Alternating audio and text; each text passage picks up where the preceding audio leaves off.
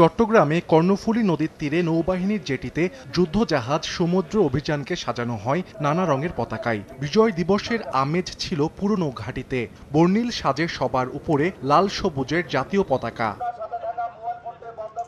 মহান বিজয় দিবস উপলক্ষে রণতরীটি উন্মুক্ত করা হয় সর্বসাধারণের জন্য। দেশমাতৃকার জন্য প্রতিনিয়ত জীবন বাজি রেখে চলা নৌসেনাদের সমুদ্রে জীবনযাপন এবং দেশের সক্ষমতা সবাইকে খুব কাছ থেকে দেখানোর জন্য এই প্রচেষ্টা।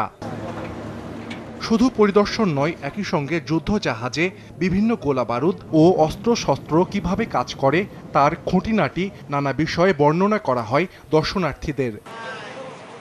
এদিকে মহান বিজয় দিবস উপলক্ষে খুলনা বিআইডব্লিউটিএ ঘাটে সবার জন্য উন্মুক্ত রাখা হয় যুদ্ধজাহাজ পদ্মা। 2010 সালে শিপইয়ার্ডে নির্মাণ করা হয় এই জাহাজটি। 2013 সালে এটি বাংলাদেশ নৌবাহিনীতে কমিশনিং লাভ করে। অত্যাধুনিক অস্ত্র সমৃদ্ধ এ যুদ্ধজাহাজটিতে 62 জন নাবিক গভীর সমুদ্রে অবস্থান করতে পারেন।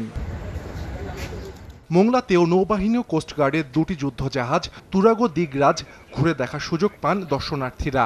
চাঁদপুরে প্রদর্শন করা হয় কোস্টগার্ডের যুদ্ধজাহাজ। এছাড়া ঢাকার সদরঘাট ও নারায়ণগঞ্জেও দর্শনার্থীদের জন্য উন্মুক্ত করা হয় নৌবাহিনীর দুইটি জাহাজ। সাহাল আব্দুল্লাহ আলভি, সময় সংবাদ।